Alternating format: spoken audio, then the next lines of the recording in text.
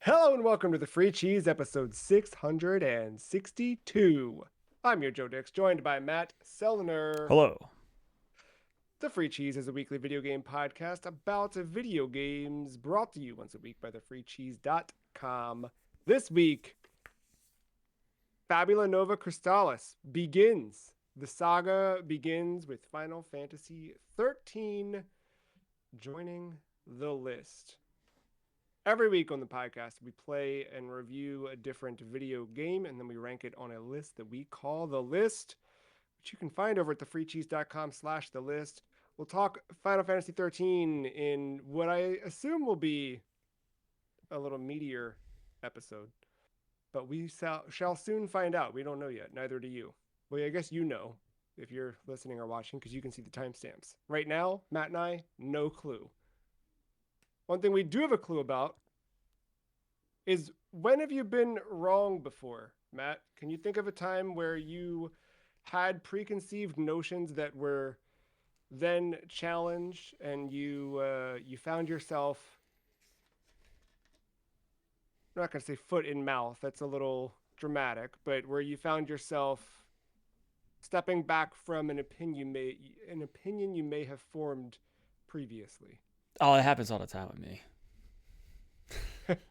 I for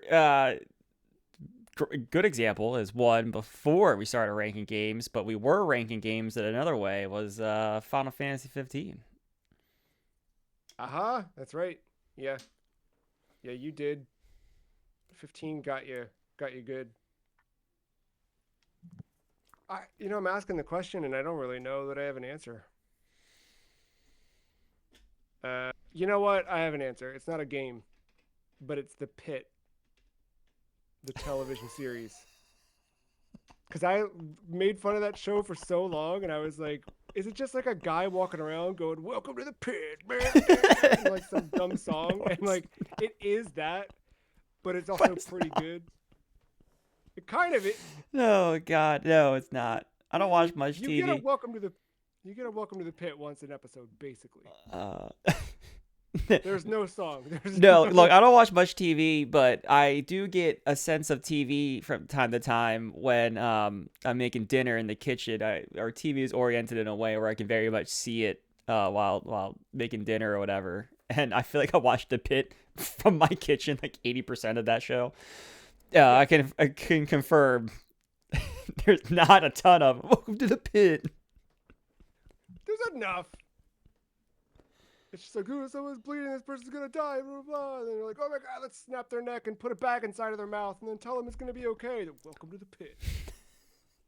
Who knew? Do you think Square Enix knew 17 years ago when making Final Fantasy 13 that it would be associated with the pit here in 2026? I did. Is Square Enix Um, owned by Warner Brothers yet? Is that a thing? no, give it time though. Yeah, it'll be there. Okay. Everything will all be owned by one. Yeah, everything rolls up.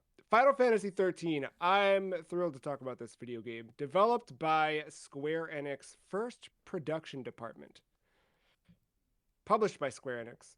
Released on the PlayStation 3 and Xbox 360 first in North America March 9th, 2010. Back of the box is straightforward and clean, Matt. Cocoon. A human paradise floats above the world of Pulse when an ancient entity of Pulse origin awakens on the outskirts of a cocoon city. Paradise is threatened from within. Chosen by destiny, six must choose between saving mankind and saving themselves. The battle within begins. We've got a lovely shot of our band of heroes there on the back of the box. I'm holding the Xbox 360 version, which is what I played. You also played the Xbox 360 version? I played the Xbox 360 version digitally, mind you, Yes, but yes. These are available. I think you can still buy. I don't know if you can buy 13 digitally on PS3. I don't know, I never but you can buy them on. looked. Yeah, I didn't either. Buy them on Steam. You can buy it on the Xbox store. We went with the Xbox versions because on Xbox One and Xbox Series X through backwards compatibility, these are actually the best versions of the game to play, technically. I guess PC, maybe you could probably get higher resolutions, but it seems like the PC stuff, you've got to do a little bit of configuration, a little bit of tinkering, where this is start the application, the Xbox does all the work for you. Plus, you get Xbox achievements. There's a really good breakdown on Digital Foundry, of course, where John Linneman and special guest Mark Triforce Dudelson go through the whole 13 trilogy, comparing, contrasting all of the different versions.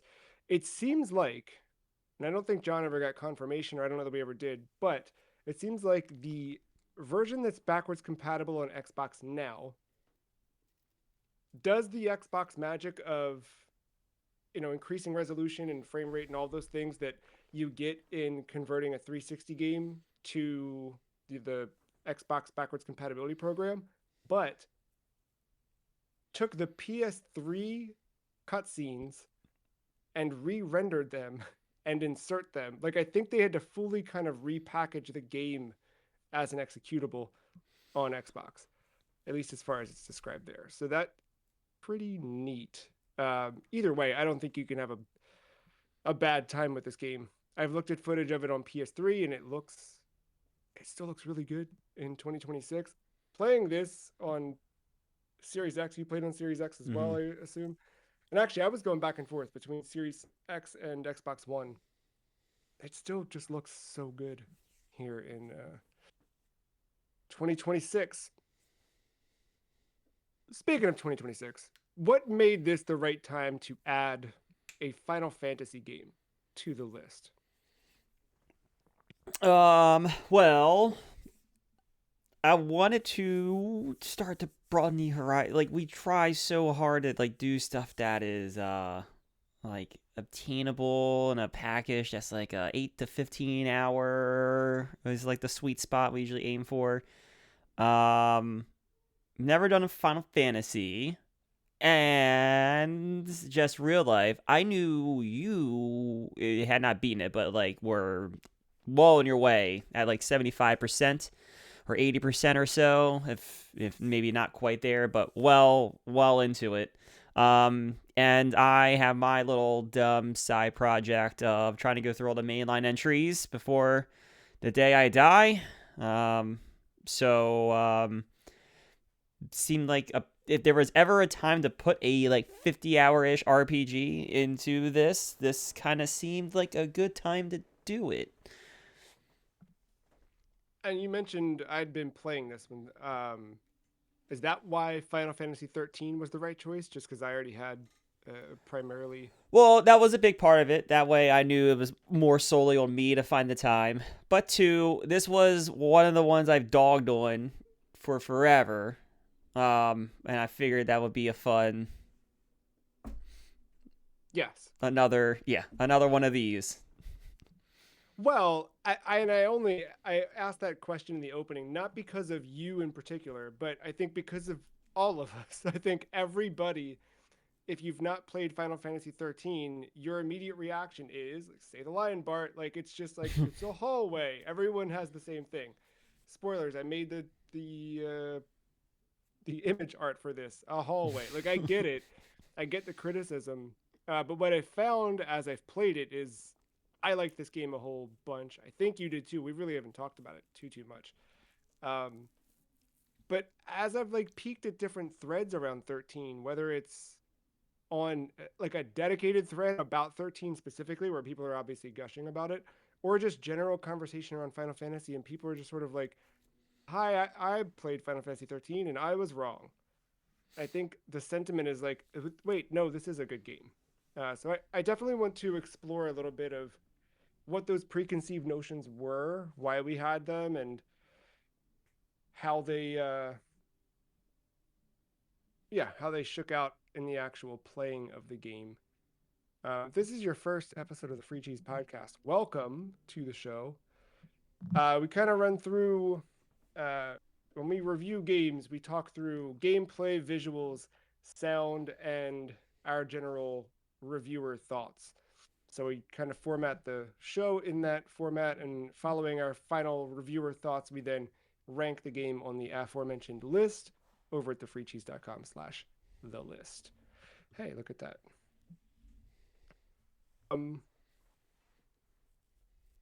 Before we jump into gameplay, just one final opening question. What is your history with 13 and with its characters? I very much am aware of Lightning, and I very much kind of sort of remembered Vanille's voice. And that is because I have at least at one point tried to play this. I can trace it down to, I think it was the summer going into my junior year of college. It was either that summer or sophomore summer. I don't know which one. But it's been about 15 years ago since I first tried this game, and I've never tried it since. Yeah, and I remember playing through it for this episode. I think I got to about chapter 2 and put it down. No, I didn't even get the chapter because I never got to the anima boss fight. I did not remember that. So, Oh, wow. yeah, I think I got like mom killed for Hope's mom killed, and that I don't know if I got much further, to be honest with you. I might have gotten into the this is an indicator of how I remember things with the story. Post Falsi, was I in that thing with lightning or snow? I think that's when I stopped. Do you remember what it was that kind of turned you off from it, or was it just general? It very well could have been that because I think I bought it for maybe like $8 at a Best Buy or something like that. Oh, okay. Yeah, I mean, it had been out for a while. I did not spend the full price on it. I think like 13.2 was out. Oh, okay. Yeah. I would think because it was like greatest. I think I got the greatest hits edition on PS3. Oh, yeah. But I remember trading it in senior year, so I would have had to have it before senior. No, I traded in junior year for the whole thing happened on my PlayStation. I needed every cent I could get to get a new one. Anyway, I know I got it cheap, so there wasn't much of an investment to it. I think I spent like 1 or 2 nights with it, but it never got its claws in me, and I put it down because I guess I'm gonna assume I got distracted, but I wasn't vibing with the cutscene battle. I was just bored. And it didn't help that the battle system is so in its infant state, you're just hitting the auto battle button. It's kind of very boring. Yes. Yeah. I forgot about a lot of that because I played this game over the better part of a year. And I think it was a year. Maybe it wasn't 2 years, was it? I didn't start this 2 years ago, did I? I don't know. It was some summer I started it and taken a good bit. But yeah, you forget a little bit about that early stage and how kind of slow this is. But yeah, I've come to really like it. You kind of set up the story a little bit at the beginning, but jumping into gameplay where we'll talk through story, characters, combat, the paradigm system, Crystarium, all of that stuff. And of course, we'll talk about the linearity of the game. To set things up, genuinely asking, can you explain this story? Or would it help if I have character descriptions for each of the main characters. Would it help if I read that stuff out and got us started?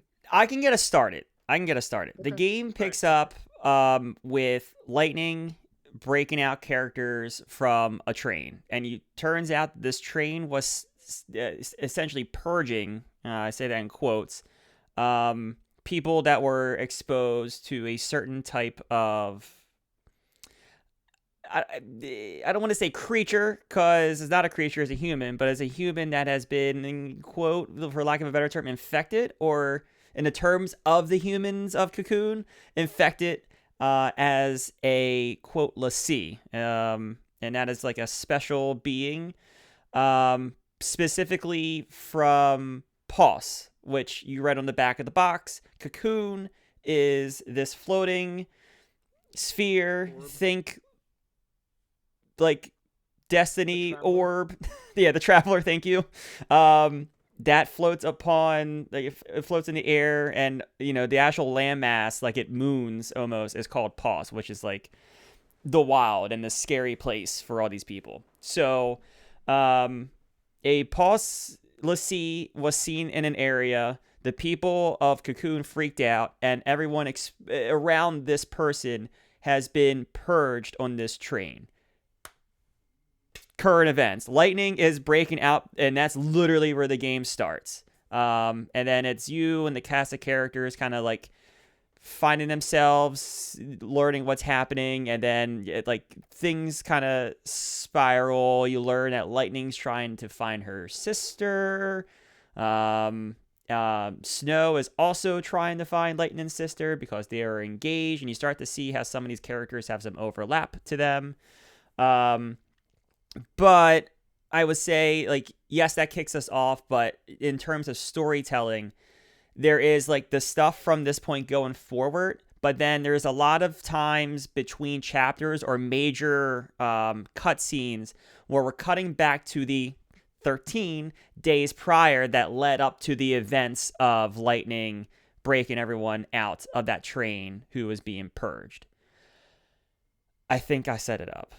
Now, don't ask me what a Falsy, a Lissy, a Pulse Lissy, Falsy,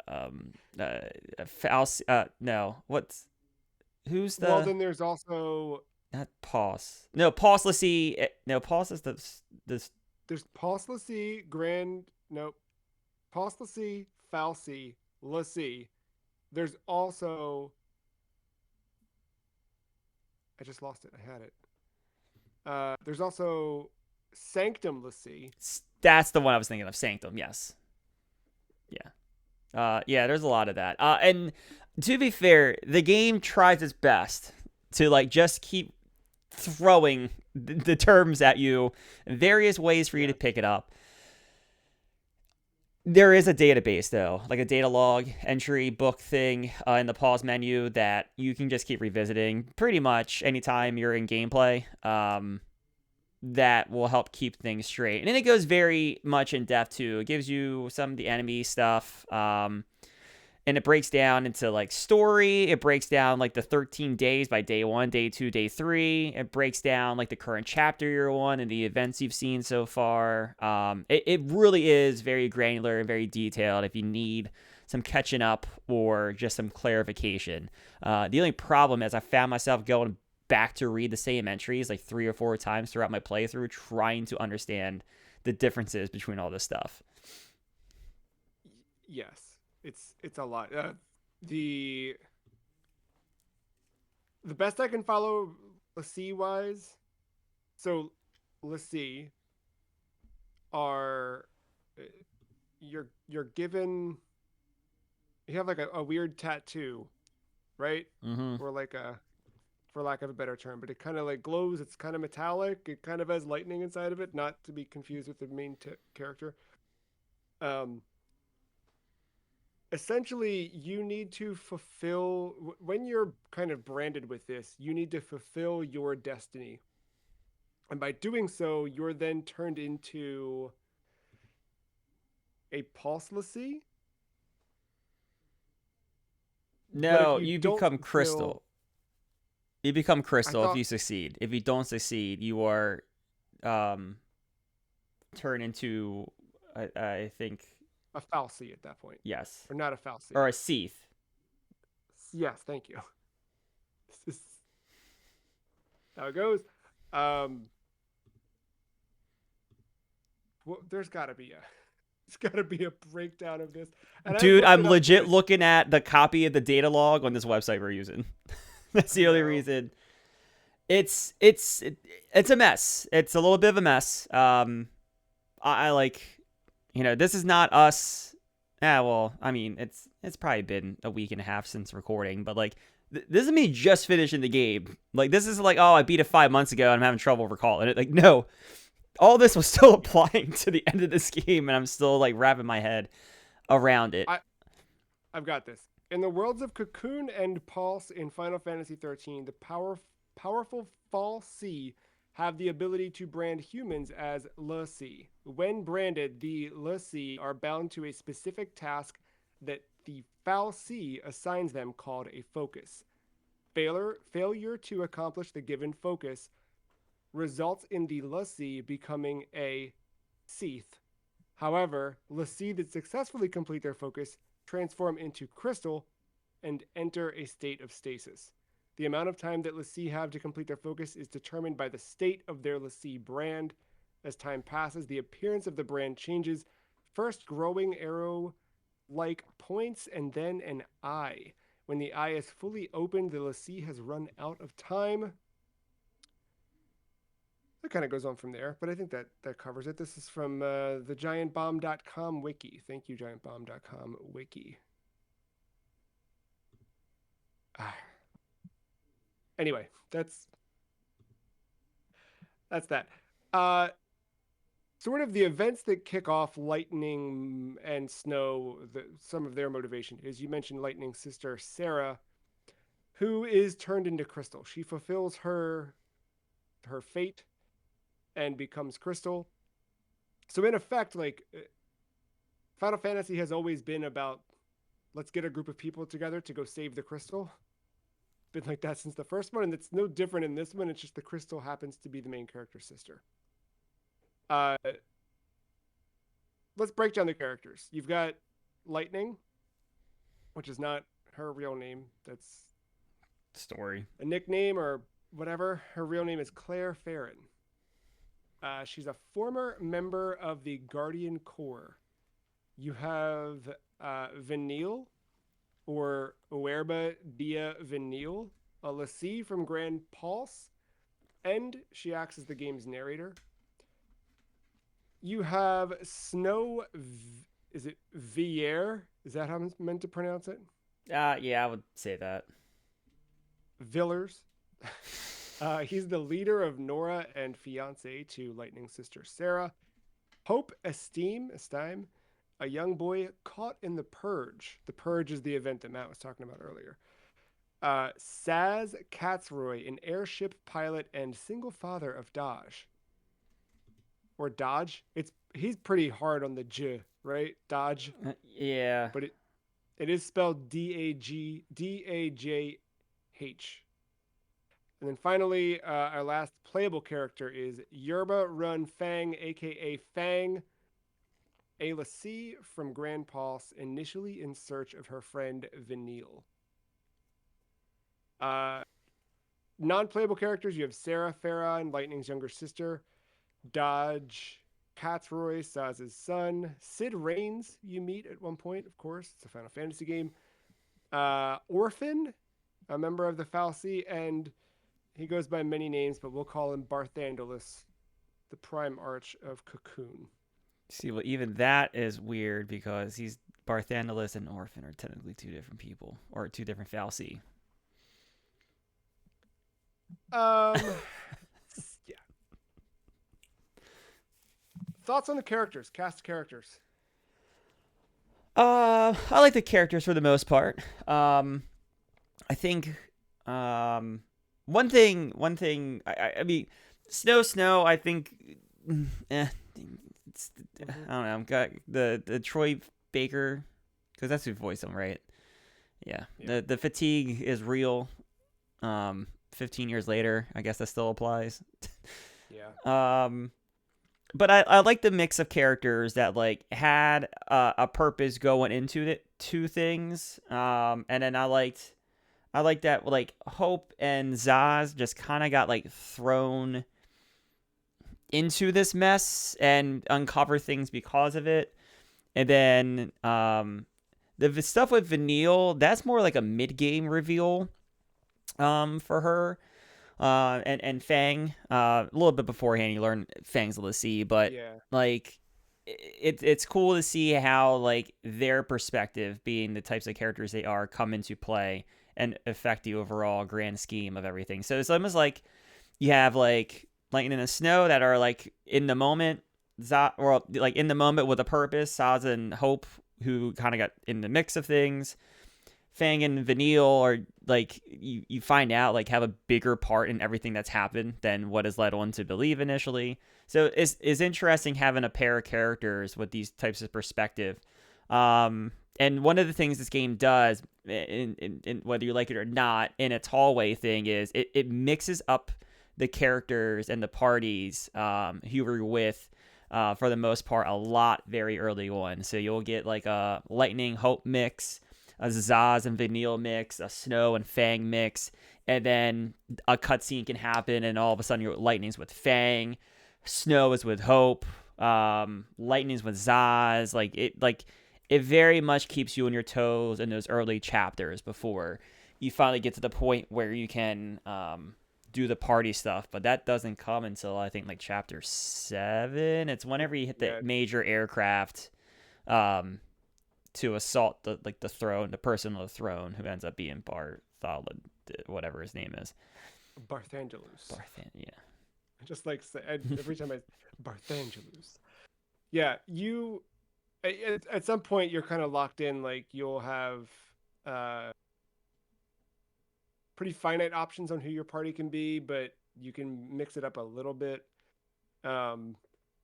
I'm with you and Lightning. Like I appreciate Lightning for hitting Snow in the face so many times because he's just a loser. Like, but the first notes I took in the game. Well, I have a quote here. When I told our friend Sandeep that I was playing this, he said, "It's linear, but oh, what a nice line it is." I also have a note here that says, "Moms are tough." I have that same line. And I have it's cool that there's a character in the game named Fang who isn't a dude with a mullet, but instead a woman with a mullet. And then I also have that's Hope is an idiot. There it is. Sorry. I have Hope is an idiot. Snow is such a loser. There's the so yeah, I didn't care for him. Lightning I like, and I liked Lightning. I mean, Lightning's just kind of cool always. I didn't really bring it up at the beginning, but my history with 13 is playing the demo for Lightning Returns before anything else. When that hit PS3, I was like, this just looks cool. Like, I don't know have you seen the opening video for Lightning Returns? With I Lightning with had sunglasses. no, I was kind of very much in the dark for 2 and 3 because I figured who cares. I'm never playing the first one.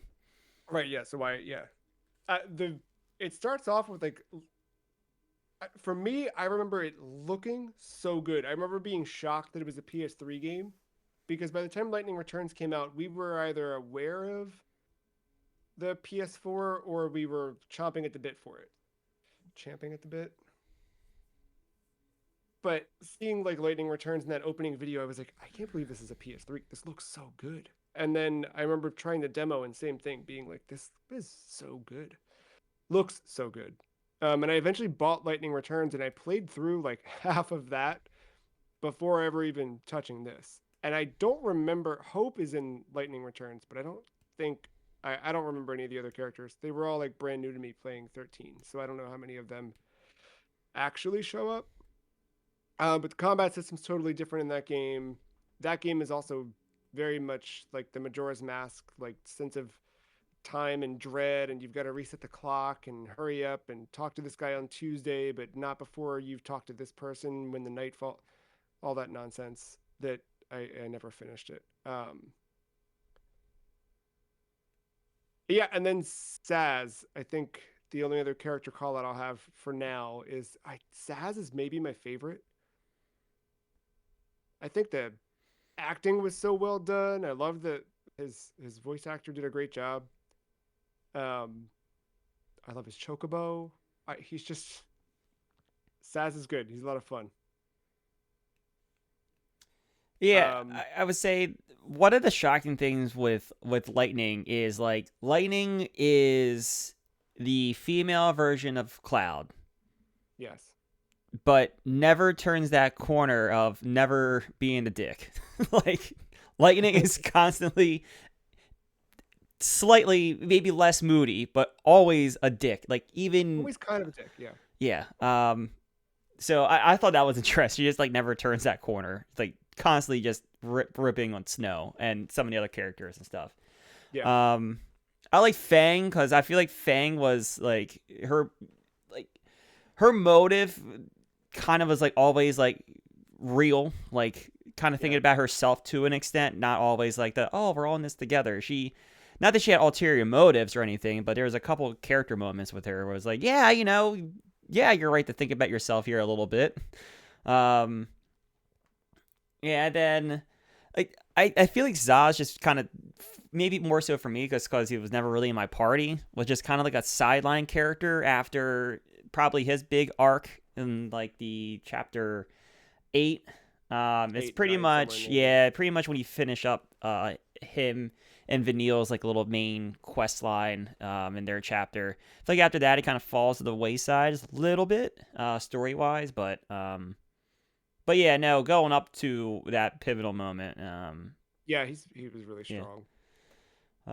Yeah, no, I I think it's a strong. I think it's a strong cast. I do too. Even Snow, as much as I'm like, never mind. I don't really have anything good to say about Snow. I kept him out of my party as much as I can. Um, Combat. Is it time for combat?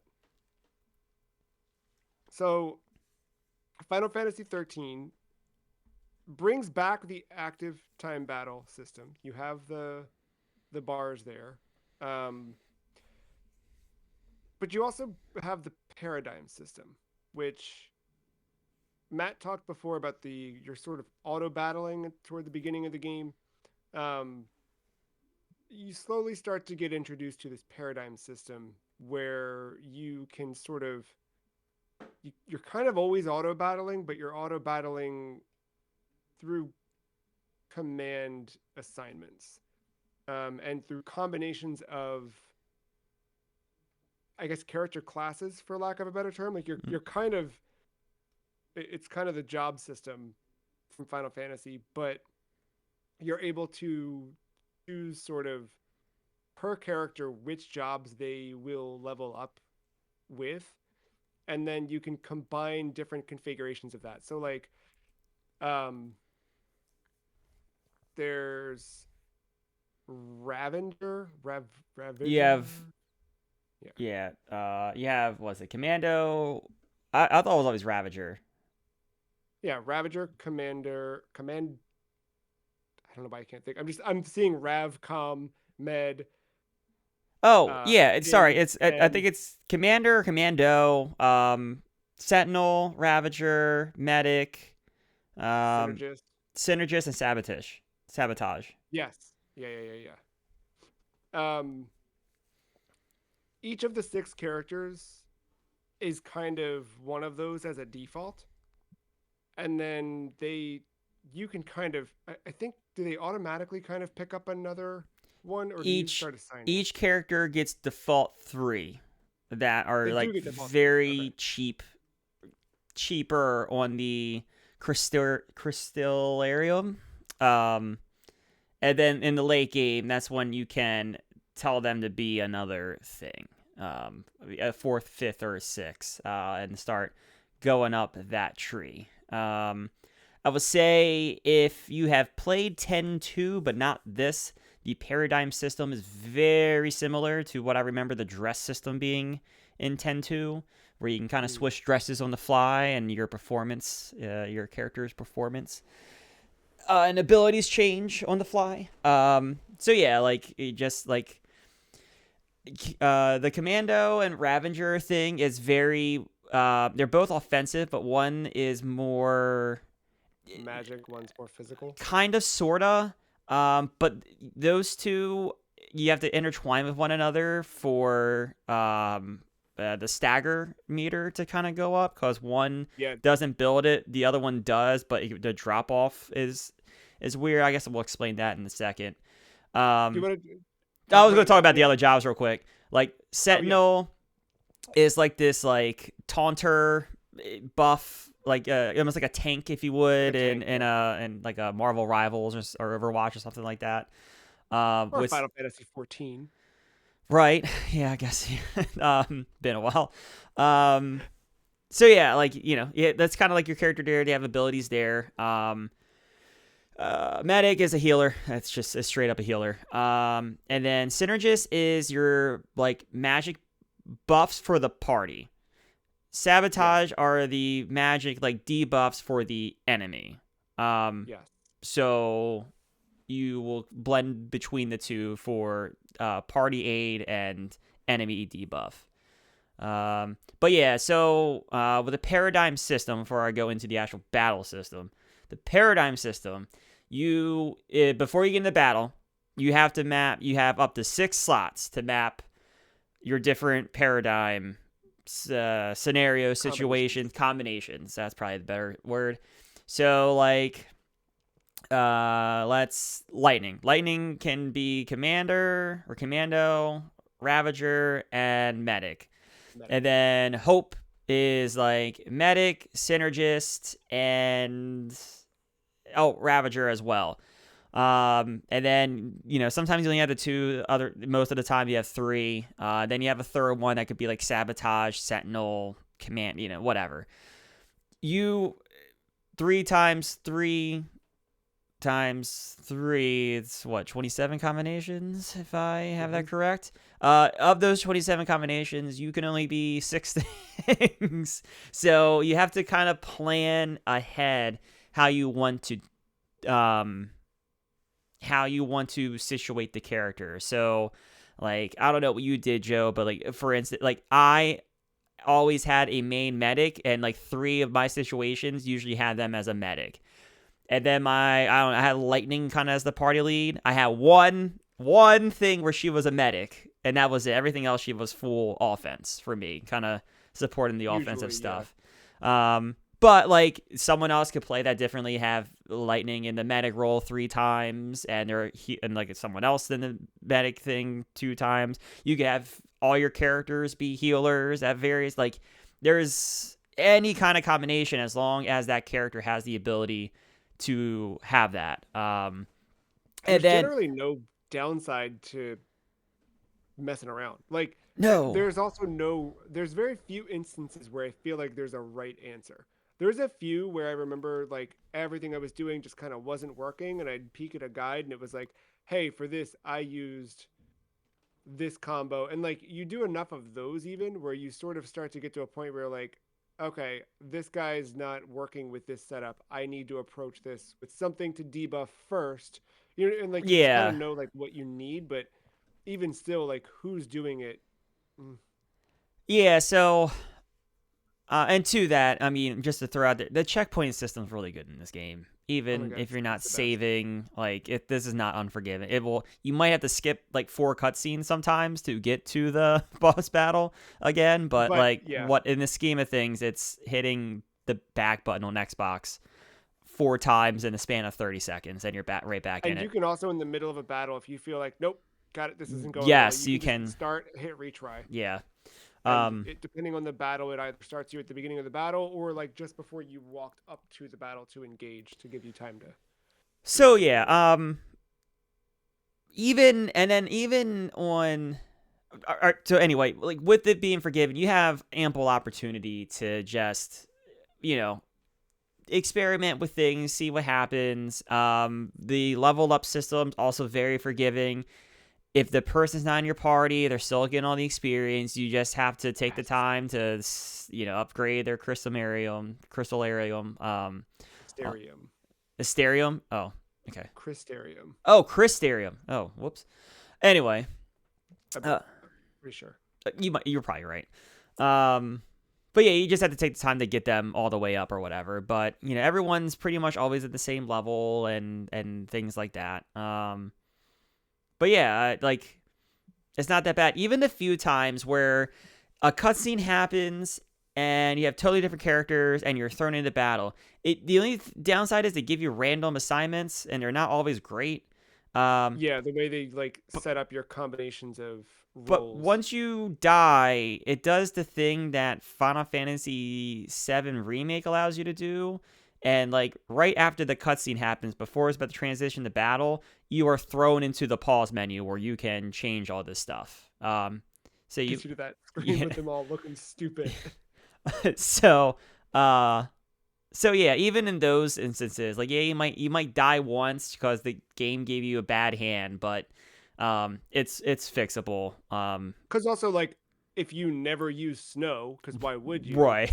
Right. And you're never going into the Crystarium to assign the Crystarium points or Christogen points to Yes. him to level him up, then you might end up with him in your party, and he's way under leveled or doesn't have the skills to hang for that Yeah, is it fight. after invading Cocoon after a certain race where you had that same problem as me? I think so. Yep, all That right. sounds right. Yep, that Yeah. sound yeah. Before we talk about the stagger, the one thing we didn't call out is you are only controlling your party leader. Yes, You're not Final giving commands to the other. very Final Fantasy 15. Yes. Yeah, everybody else is kind of doing their thing um, based on their role. You know what I mean? Like based on the paradigm you've selected, but you're just giving your leader commands. And I don't know about you, but for the most part, my leader commands were auto battle, auto battle. For me, it was more about shifting the paradigm. That was the decision I was making, rather than like I'm gonna cast fire here or Faraga, whatever. Maybe a couple times toward the end, there were some moments where I needed raise, and It it was wouldn't just auto battle. Yeah, no. When I was the medic, I was using commands for the most part. yeah. Um, but the auto battle thing, for as much as we're crapping on it, it usually was the optimistic or the optimum thing. No, it worked. It worked. I think in the early Especially thing, it can be a turnoff, but I think as you go, like the deeper strategy is how are you using your paradigms, and I think it works really really well. yeah, and I would say like your characters will blast any kind of magic, even though they're weak against Blizzard because you die because you ran the scan, like the ability scan, you died. Like the only thing is you have to run that again, and then your characters realize, oh, throw the Blizzard stuff, not the fire stuff. That's like the only thing that's like mildly annoying about the AI. Like you can't trick the like use your knowledge to trick the game in a way. But no, it's again minor thing. Yeah, was it like Libra is the ability, and then there's the Libra scope is the Libra scope, yeah. ability or the item you can use for it. So so yeah, but the actual battle itself is pretty much every of course there's a health pool, but the main mechanic here is you want to stagger and pretty much chain your abilities. And when the battle first starts, unless you snuck up on a character successfully, they will start at 100%, total damage. And as you hit them, that number will tick up. And all that means is like you're doing 105% damage. You're now doing 110% damage. And as you tick that up, there is a number where you will stagger an enemy, and that number can vary. If it's like a tougher boss, it might be 300%.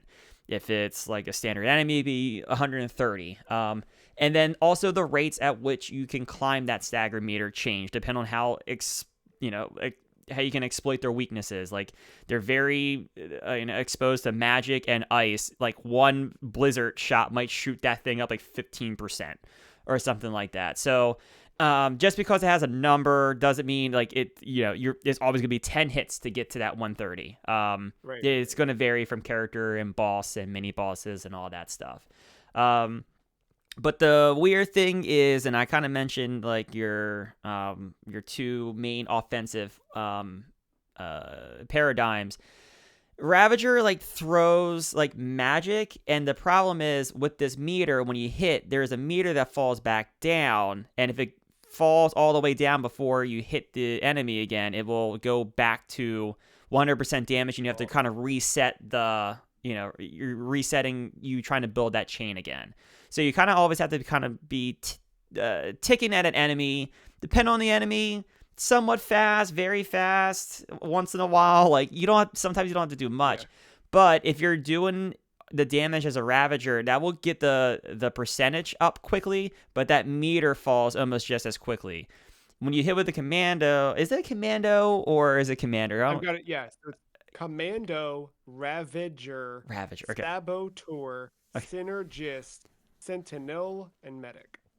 Okay, so yeah, when you hit as a commando, you don't really tick up the percentage, but like you almost can you slow down drastically that meter that's falling down. The decrease, yeah. Yeah, so You can technically do chip damage as a commando and fill that meter, but it takes a much longer time to yeah, fill up. I think any damage dealt is going to increase that meter, but the Ravager rapidly boosts it. The commando, like stabilizes the chain, rinse and repeat. And then usually, if depending on how your paradigm set up, I'll speak for myself. You may be switching between commando and Ravager with your character and just kind of chaining it yourself, while you might have a third person being a support medic, kind of whatever. Because there's an advantage to constantly flipping your paradigm. You get like a small ATB boost. So like you don't necessarily want to stay in the same class. You kind of always want to be switching your paradigms after like you complete your quote unquote turn.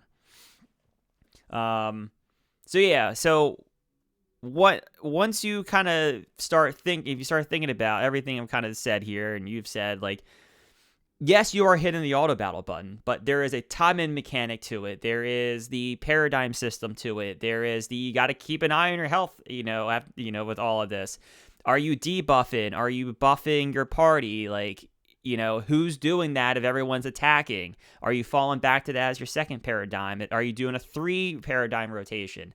This is not like a Final Fantasy VII, Final Fantasy VI ATB bar either. no, yeah, This it's thing's pretty quick. fast as fuck. Like these battles are quick. I understand why they put in the auto battle button, because they made the ATB meter so quick in this game. Um, Yeah, so I would be surprised if you could keep up with it manually I, assigning command. once I kind of got used to some of the menuing as a medic, I felt faster at it, but I will have to learn each character, each paradigm, all the menuing there. It would be a learning curve for sure. Or they would have to give me an ability to slow down the ATB bars. But yeah, Yeah. that's it. Like, it's cool. This system's kind of cool once you get to like chapter 8. It's just getting to the point where you have these paradigms, you have abilities with these paradigms, the auto battle isn't just like you attacking. So anyway, when you stagger, I guess to finish my thought, when you stagger an enemy, a huge increase in damage can be dealt. Is usually 300, and then you can continue to increase it while staggered. And then that bar that you were kind of always managing just has a set timer of when it goes down. And when it goes down, the stagger's done and you reset. Again, though, like that's probably most of your battles is you aiming for the stagger. There's going to be some enemies where you're going to kill them before you get a chance to stagger them. There's going to be some enemies that you kind of like are forced to stagger them before any kind of real damage can be done.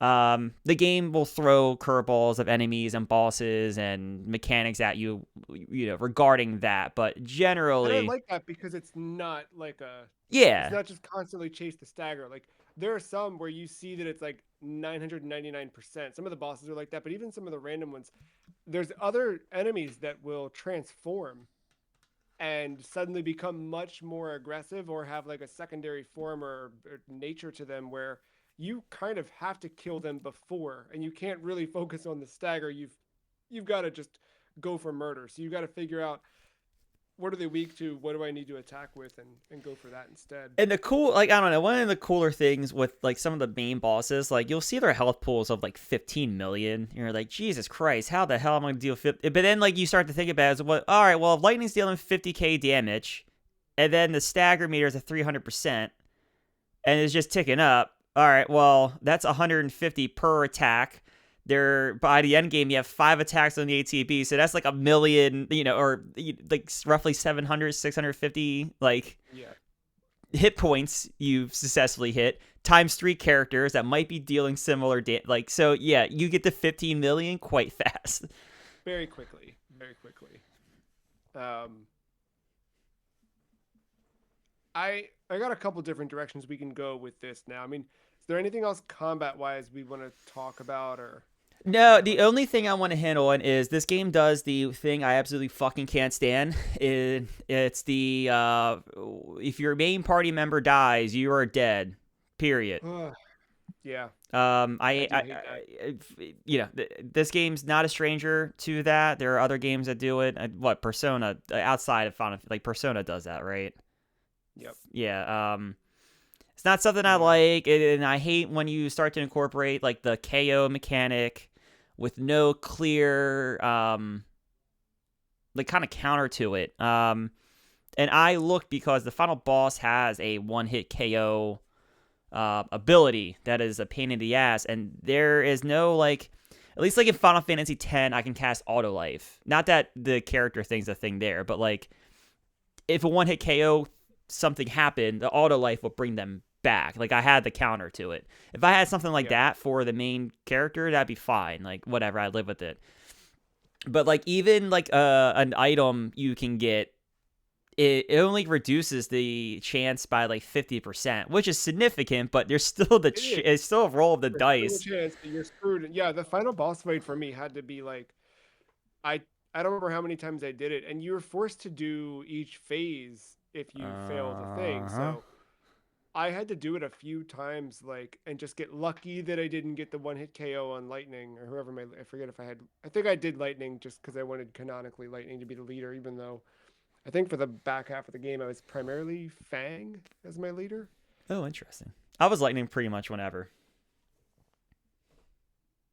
But Um, yeah, you're right. That part I don't love.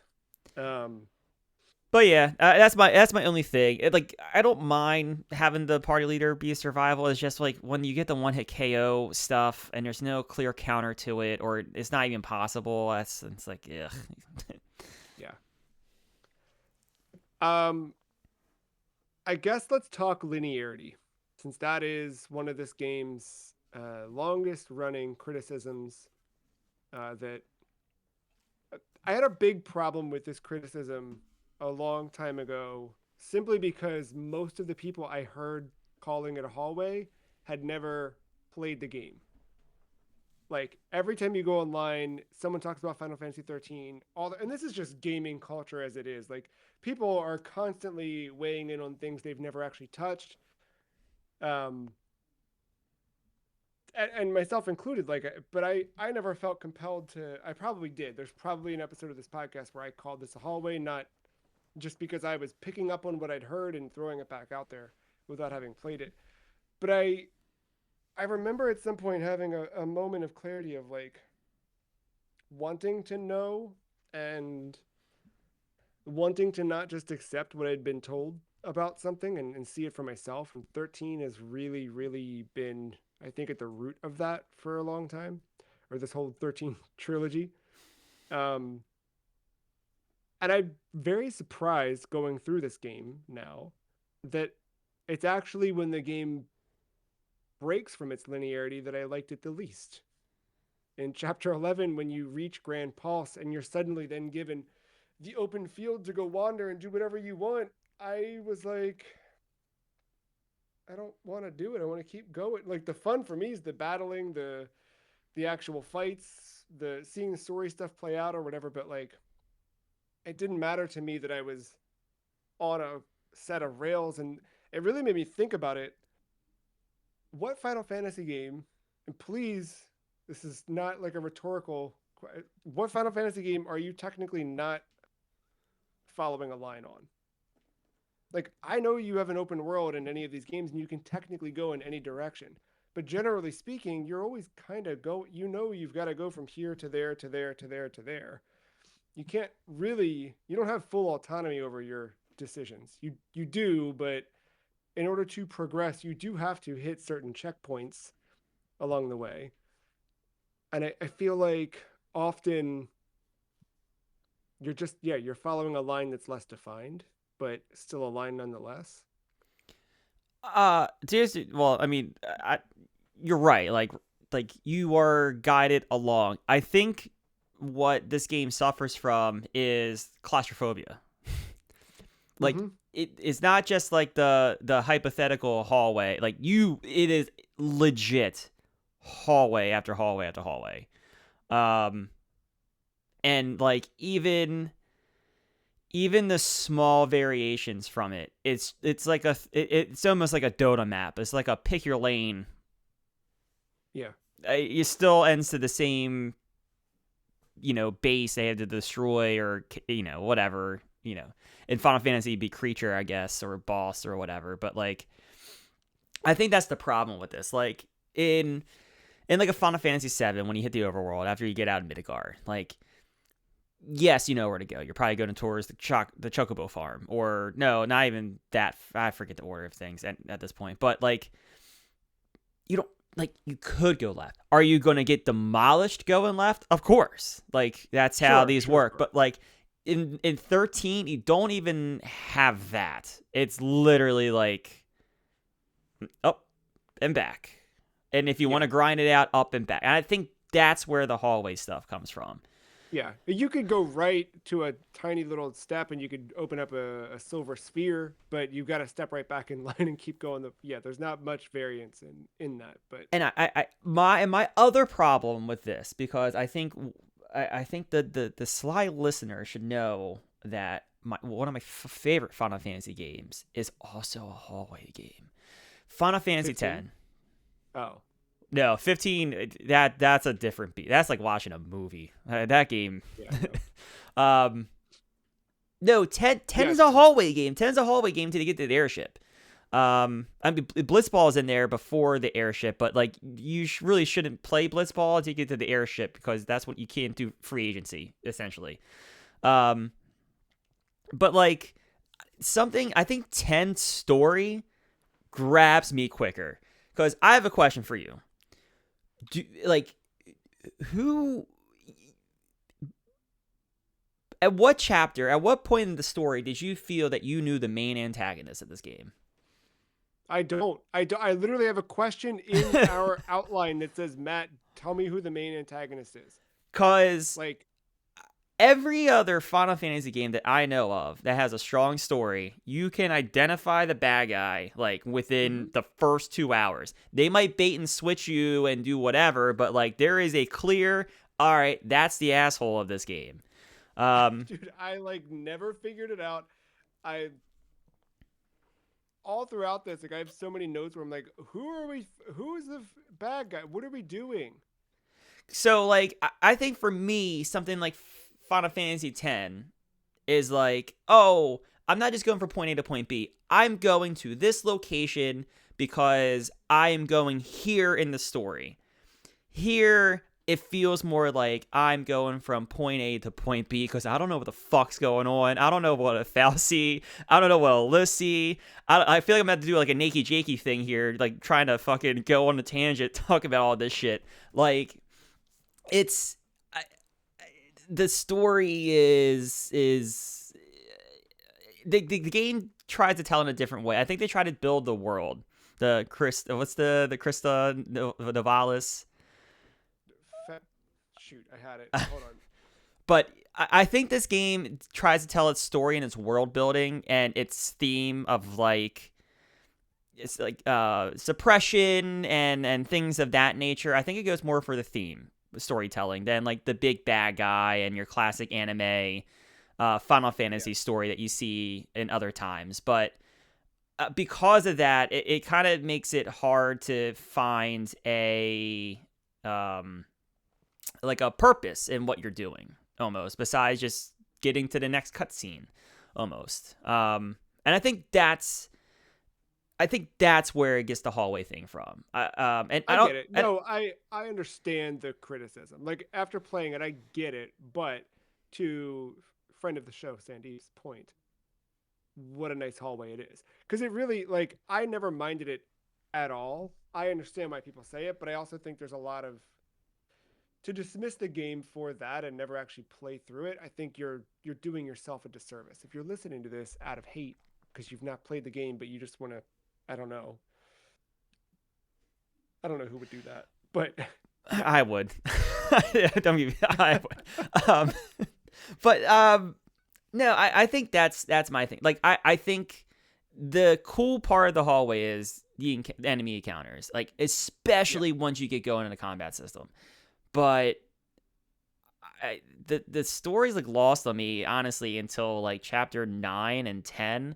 And like it sucks because you're supposed to be like this grand boss fight towards the end of chapter 10 that's supposed to have a lot of character meaning, and it just, if I felt like I No, whiffed yeah. at a curveball at home plate, like it totally missed me on its And emotional I'm impact. relieved to hear that from you only because I felt like, and I looked, I've got stuff of me sending videos, screen recordings of this game back in 24. So I have been playing this for almost 2 years. And for me, some of the like missing story beats and that, those things, I'm like, is this because I've just played this so sporadically over the last 2 years? But you blitzed this in the last 3 months and you're still feeling that. So that makes me feel better. Yeah, I mean, I'm not. I don't know. I feel like when I go back to 14, when I go back and I see like that character from like Realm Reborn come back like the 2 expansions later, it's like, wait, I think I remember. Like, I there was like more recall in those moments than I had in Yeah. the 2 months, 2.5, 3 months that I played this. Yeah, I think that's the main problem of the hallway. Yeah, and for me, like the story beats for me were really like Sarah is a crystal. We have to go rescue Sarah. Dodge. Fang's got an interesting background. Fang and Vanille. We beat Barth Andalus. The end? Like Oh, that's kind of and then Saz's son. It's like, oh, was that was Dodge, that Dodge. That's what I'm saying. Yeah, yeah, yeah, oh yeah. No, but like even that cutscene, like there's that one cutscene where it's clearly Vanille touching him. It's like, oh, wait, yeah, wait, wait. yeah, yeah. But that's about it. Fabula Nova Crystallis Nova. Final Fantasy, and that is of course the, how do they describe this here? Whoa, dude, that web page was freaking out, going real blurry. Or I had a stroke. I don't know how they call it, but it's the world within exists. Final Fantasy 13, 13-2, Lightning Returns, Final Fantasy Type 0, Oh, I forgot about Type Zero. um, I forgot about Type Zero. Final Fantasy Agito, or is it Agito? That one was not in Agito. Theater Rhythm, if I remember correctly. I don't think so. This was a Japanese only release for mobile, Yeah, checks out. Agito, and then Final Fantasy Awakening, I thought 15. another, yeah, 15. 15, and then Awakening's the most recent one that debuted in China in 2016. It did release in the US in 2018, but keyword on all of these mobile titles was an action Yeah, role playing game for mobile. yeah. Because just for my own clarity, because 14's world is Is 12's world. okay, but 16's incorporated in that as well, right? I Oh, think it is. I know it's incorporated in someone's world, and I want to say it was 14's, but I did not know 14 was in 12's world. Man, what a fucking mess. yeah. Evilise is the Evilise. Evilise is the, I believe Evilise was started with tactics, and then 14 or 12 picked up on that, and then 14 built on that. That's all in the same world. Um, I'm doing a Command F for Evilise. Multiple veterans of the Evilise universe worked on this. Let's see. Sorry for the listeners out there. We're just exploring here. Uh, Maybe I I'm don't. wrong. They don't have a. Sorry. There's not a good clean. The Evilise page is not as well developed as the Fabula Nova Crystallis. Yeah, maybe not. Maybe, and even 14 seems like a soft reference at that. Sure.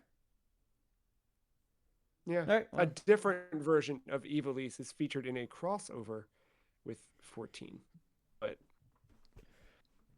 your anywho, Automata wasn't even in 14, so everyone's there. that's yeah. And soon, Evangelion. Yeah. That'll bring me back to the game this summer, I tell you what. Anyway, yes, linearity, and where it's not. What did you think of Chapter 11? Chapter 11 is where you do finally you're opened up. You can go do side quests if you want to. You can go in any direction you want.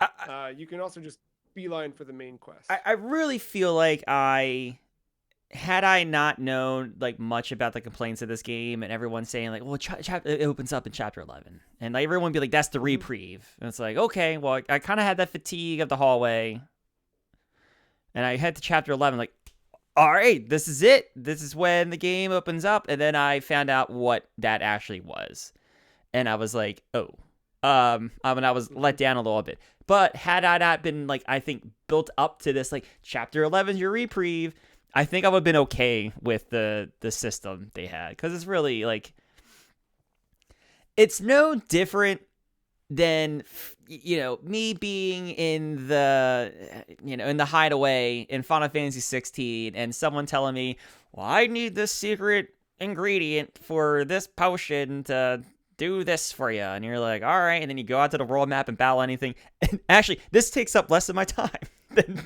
than that, because I guess let me explain it. You go up to these Seath stones, I put that in air quotes for the audio listener, because they are trapped. They did not fulfill their thing, so they're trapped forever. So like they can relay a message to you somehow, story purposes, I think, and you can fulfill their quest line to kind of free them in some way.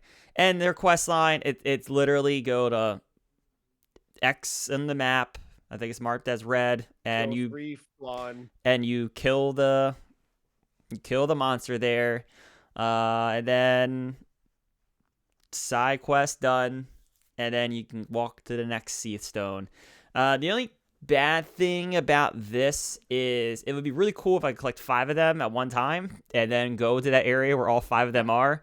You have to do them one at a time, which is a touch unfortunate.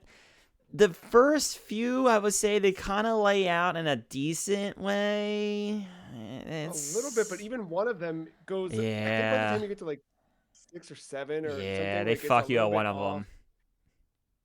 There's one where like I think it's like 7 or 8.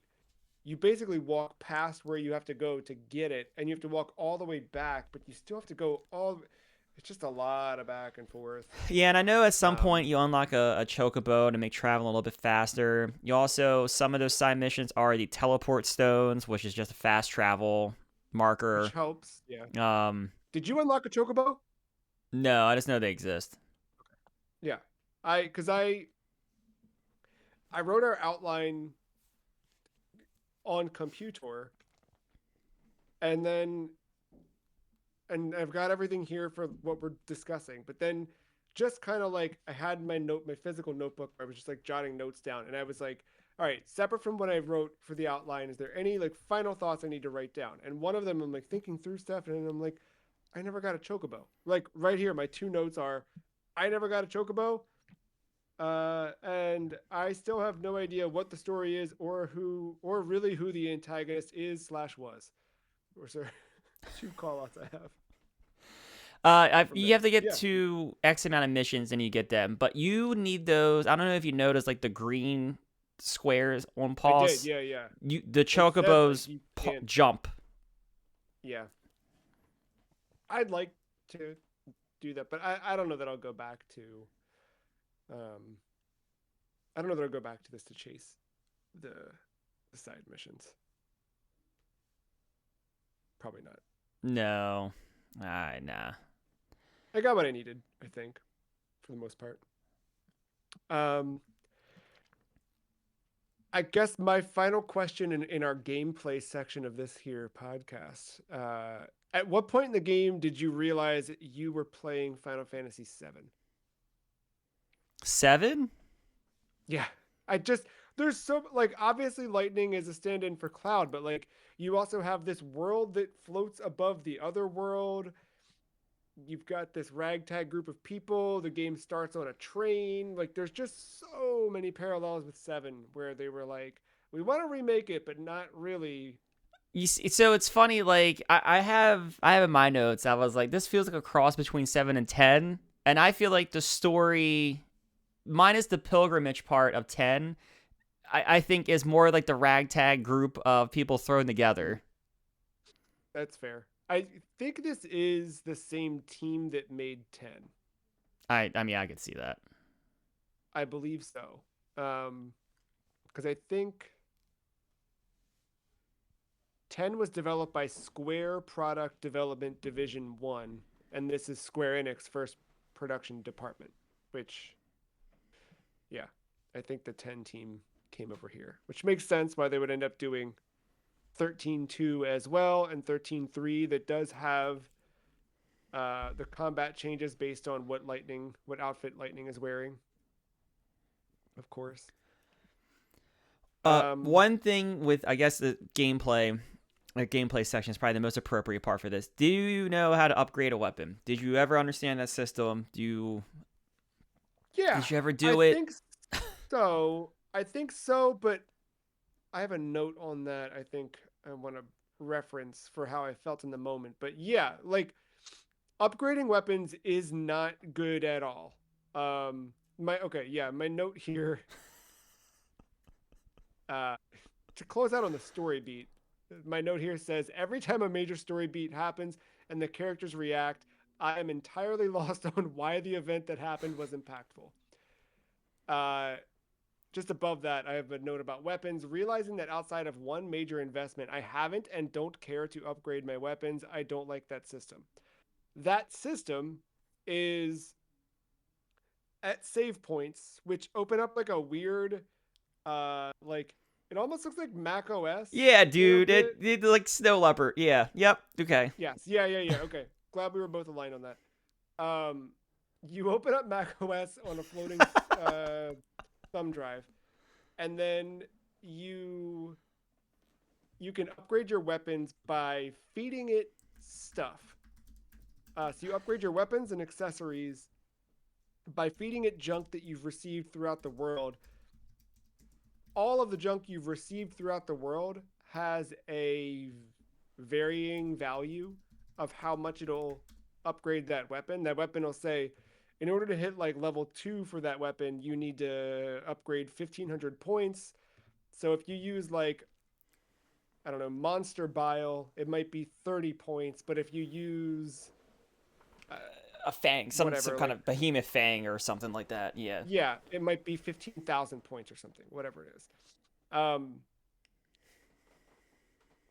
I still don't know the quantity because it was all over the place. Like I don't know if it's the tiers that you hit. Like if it's 1,000 points to level up, I don't know if it was do 1,000. I think it's more you need to supply it with X amount of. So every 10th thing you supply it, you'll get a 1.25 multiplier. Every 15th thing, you'll get a 1.75. Whatever. You get to the point where you can have a 2x multiplier is the max. And then basically you just want to like min max, kind of feeding it garbage to get you that Yeah. 2x multiplier and then feed it the good stuff to really. That semiconductor even holding on to. Yes, exactly. Those parts.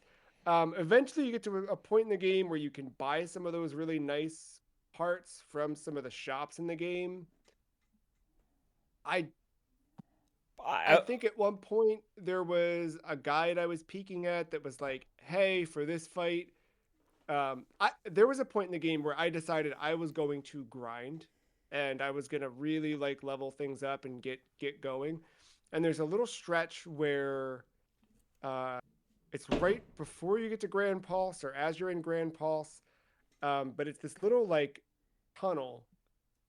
I think it's right before you get to Grand Pulse. It's a little tunnel that has uh, just a good run of enemies that give you a good amount of XP as you're interacting with them. If you go too far, you'll trigger one fight. So you don't want to do that. You just kind of want to like run across, hit a point where you trigger that fight because that resets the enemies you've just defeated behind you, and then you run backwards. There was a point where every morning before work for like a solid 2 work weeks, every morning, that is all I did. I listened to a podcast. I was listening to old podcasts talking about Final Fantasy 13 or that era. You know what I mean? I'm like listening Hmm. to that, just kind of like living in the moment, and then I'm grinding in this hallway. And it was very nice, like going back to like oneup.com days of stuff, and then just wandering back and forth with this. But as part of the guide that told me like where to do this, because I think I looked at like the best spot for grinding, and that was one of the things. Someone called out like you should probably equip this item for Fang, this item for Lightning. It gave you the whatever items and which accessories to kind of uh, to buff as well. And I maxed them out at that point, and that was it. Up until like the final area of the game, where I was like, oh, I haven't done this in a while. I should probably do this for like Hope and Saz and some of the characters I hadn't used. So I kind of just like dumped whatever resources I still had because I'd accrued a lot that I hadn't done anything with, and I got starred upgrades on a Yeah, couple of them, and that was it. yeah, okay. I just It sucks.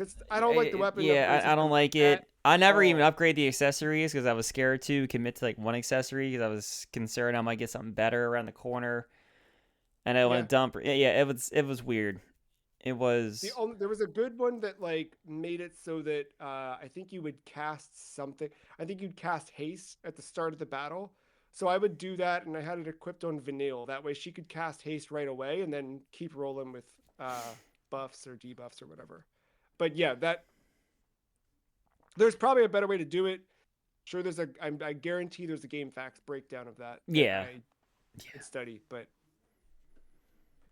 I don't want to. no. Um, yeah, that's it there. I don't think I've got much else. I got a couple like random notes about little enemies that gave me trouble and things like that. More notes about how much I hate snow. Um, I have a yeah, note with the first time seeing Vanille's antlers. I was like, oh, that's a like lol, those are antlers on a stick. And then I saw them use yeah. them as hooks, and I was like, oh, those are some badass antlers. I thought it was like a slingshot maybe, but no. Yeah, bizarre. I Oh, I the guess we idol. move into Just real visuals. quick, Yeah. the Eidolon boss fights, the puzzle fights. Uh, Oh, yeah, yeah, yeah. Because that's just another quick. like combat element. Just a quick note. I thought they were cool. In the fact, like if you kept casting Libra or let them fight endure, you would learn what to do. The time mechanic with the Doom cast on your character. The Doom. other bosses will cast as well. Um, Yeah. but I thought those were a cool shake up, and I knew from the first one I made, I was like, these are either gonna be really cool or really frustrating, and for the most part, they were typically cool. When the Because I'd played this game so scattered, there was one that came up, and it had been so long since I'd done the last one that I completely forgot about the mechanics of it, and I was just like Mm, getting my butt kicked left and right, and I'm like, this sucks. Why does this suck so much? I was like, oh right, it's one of the summons. I gotta change how I'm approaching this. But yeah, that's cool. And then after you complete those, that's how you get your summons in the game. So it's neat. And each of the characters have their own summon kind of assigned to them, and yeah, yeah. yeah, Yeah, it's fun. it links back to them being Lassie's. Yeah. So that's all that all maps out. Um, Visuals. How would you say the game looks? I think it looks fantastic. Granted, I did play on a Series X, so I don't know how much of an 8 I got, but like I remember this game looking Yeah, good back in the day. me too. Those cutscenes, like I can't believe they were made 17 years ago. Like the proper CGI ones, like I know. they look fantastic. They look so good. They look Um, like what I remember of Seven Remake. Like, I'm yeah, sure side by side I'm wrong, but right, but I mean, like, I like between that and watching Kingsglaive, like, Yeah, No, they've I got think it. it's pretty. It's pretty good. Um, I like some of the world environments. They get weird looking. I like being inside like the weird like sanctum, the prestige sanctums or whatever they're called. They get to look weird. I love the final area of the game. Not like the final hallway, but like that weird area with the moving platforms where you go like point A Oh, to point B. yeah, yeah. I thought that was really cool looking. Um, yeah, I I like that. Some of the city stuff early on is really nice. yeah. Um, I think in addition to cutscenes looking great, the fact that they did lip syncing to the English voice track is a really, really nice touch that did not happen often, but they went out of their way to do it. And you can see that if you compare the Japanese to the English, they re-rigged everything and reran that, and I think that really worked. Um, the UI and the menus all work so well. The way you navigate the Crystarium to do upgrades, you can kind of like it's basically upgrading itself. Like you're not really choosing. Like you there's the Crystarium is a nice analog mirror to the gameplay itself, right? Like you can choose which path you're going, but there's really only one path you're going to go on. It's just a matter of if you're doing it now or in the next time you get some Christogen points. But I like the way that that was all designed. Snapping through the menus all made sense, and I think like you can see too if you go back to E3 2006 ish or somewhere in there, and you watch the trailer for Lightning Returns, or sorry, Final Fantasy 13, you can see where the UI, how the paradigm system or the battle system changed. And I think what they ended up doing, like, it all feels intuitive, it's snappy, it makes sense. Um, Everything's clean and easy to read. And same thing with like jumping in and swapping around paradigms, assigning, creating your own like loadouts, swapping characters, all that stuff. It's all readable. It all works really well. You can go deep if you want to, or it can just be surface level. The only tweak I would do to the combat menu with the paradigm system, like I didn't mind navigating the menu. I would have loved if they would have mapped it like you hit LB and then it turns into like A B X Y LT RT to pick Mm, one of the six and map it that way. Um, yeah. that way is snappier and like you can kind of remember because there was a lot of times where like I'll remember the thing I once third on the menu and the next thing I want is first on the menu. But like I thought I would hit up twice and it didn't register to the first or second one, so I would go to two, and then I'm stuck in the paradigm animation for two. I'm like fuck, get me out of this. Yeah. Um, so there was a couple times like that where I think like they had the direct mapping of the buttons. If once you committed to the menu, I thought that would have been snappier, more efficient, but minor. Um, Yeah. Some of the fights are simple enough that if you stumble into the wrong paradigm, who cares? You can just, you'll be fine. What I ended up doing before big boss fights was putting them in the exact order I wanted so that I knew, okay, I'm hitting up on the D-pad twice to get to this when it's heal time, and like, yeah, you kind of get your min maxing that in that way. Um, in terms of character design, we get these are all Nomura, right? oh, I think so. Yeah. Yeah, they Lightning has plenty of belts, so I'm pretty sure it is. But it's not egregious. I don't know. I like the way everybody looks. It's modern ish. You know what I mean? Like Yeah. All we're right. still in that era. Although I guess Vanille and Fang, they've got another vibe going on. But I But think that fits their characters because I mean, small spoiler, but they're from they're Paws. Australian. Yeah, That too. I learned that. I also learned that all Australians live in the same house. That's the key takeaway that I got from playing Final Fantasy 13. Australians, write in podcast at thefreecheese.com.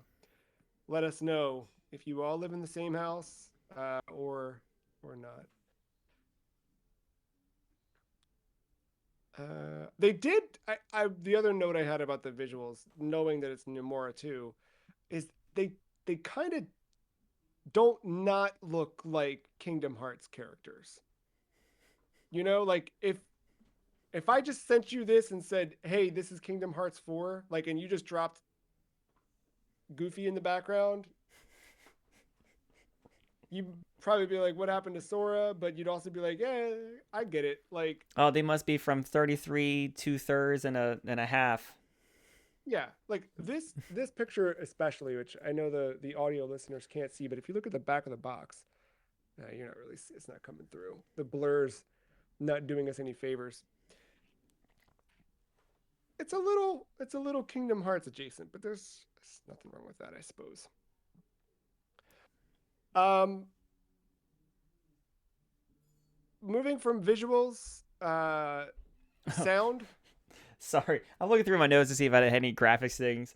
I chapter I had a chapter 10. Just the first note. What the hell is going on plot wise? Yeah, it I'm always confused about the Lassie stuff.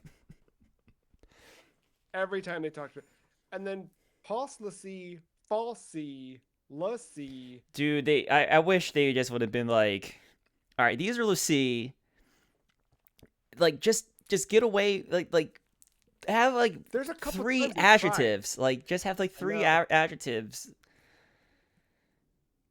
There's sometimes the characters play the audience member where they're like, "Huh," and then someone else has to be like, "It's this," and I'm like, Yeah, "I they get it." try. They try. I give them I credit. hoped by the end of the episode we would get there, but we're 90 minutes in almost, and I don't got it.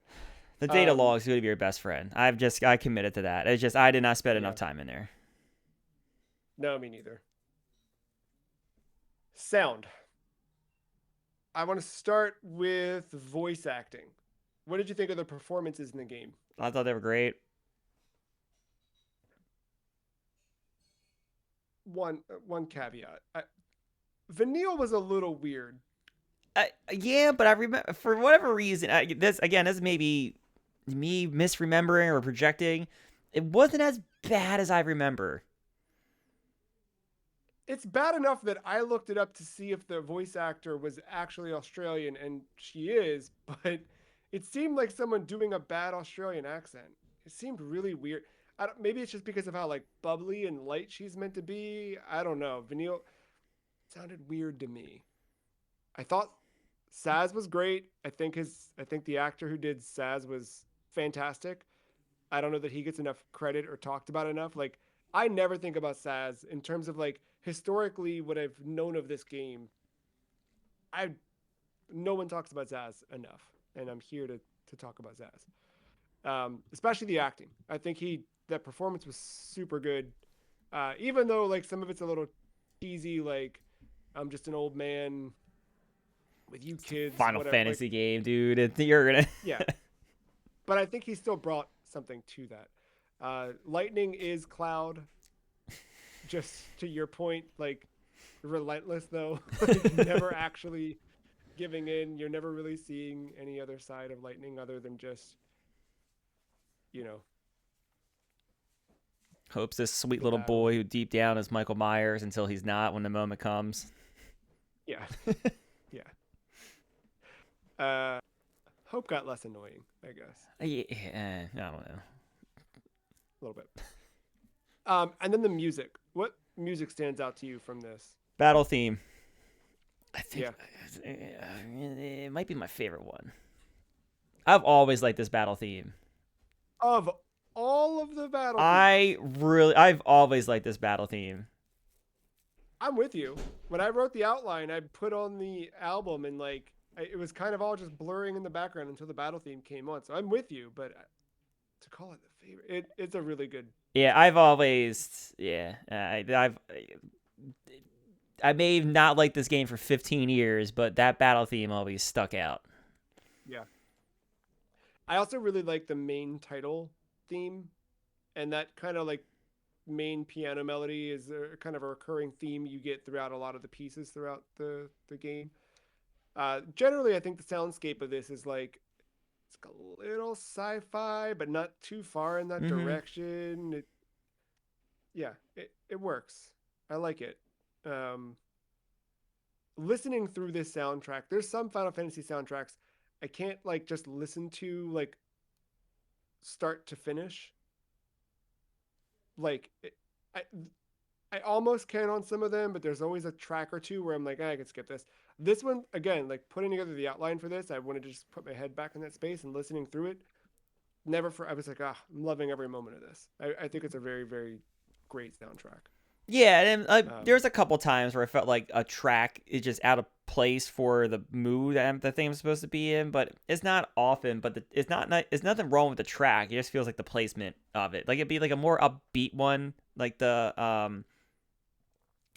like one that's like, oh, I forget. I just had it in my head and I forgot it. But like there's this like one upbeat one, but it's like I think like we're in that airship that we're like the rescue missions happening, and like Vanille and Zaz have this like they're escaping, but like this upbeat music comes on out of nowhere. It's like, okay, this doesn't yeah, seem like the. I mean, I know we're escaping, but I don't know this is the time yet. yeah. No, that a lot of the upbeat parts of this, they're very like dancey. They're like dun dun dun.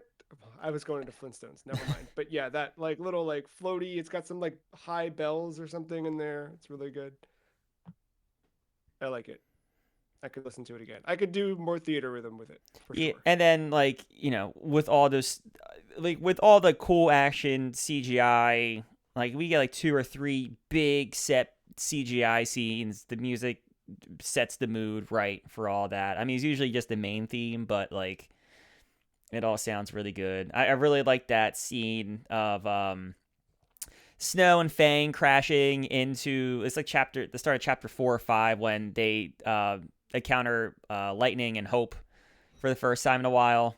And everyone comes crashing down after like Lightning and Hope get pretty much cornered, surrounded almost, and then they come crashing down. And that leads to the I think you as Odin Hmm. for the first time. So yeah, no, like there's a few of those cutscenes that not just look good but sound good as well.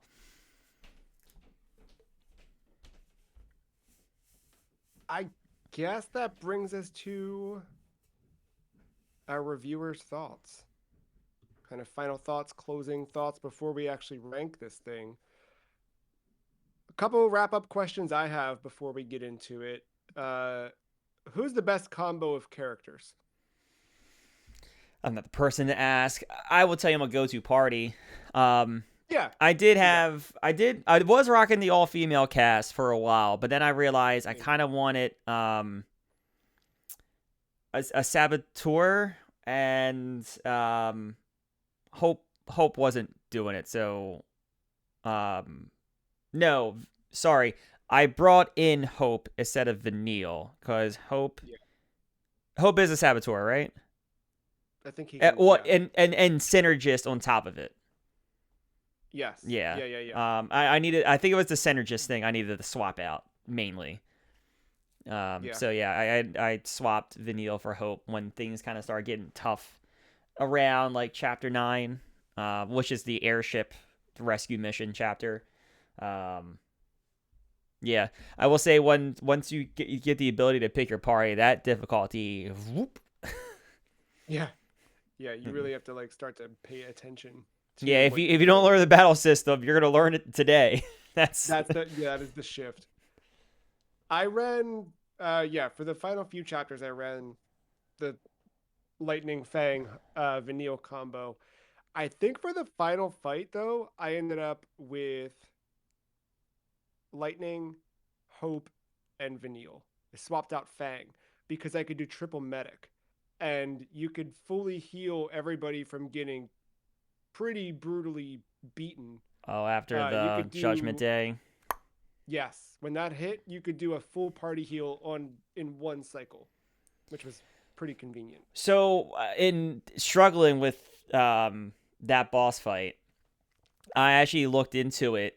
That one, so everything's chance with the one hit KO. And there's no true way to actually prevent it. But I saw that it will target medics.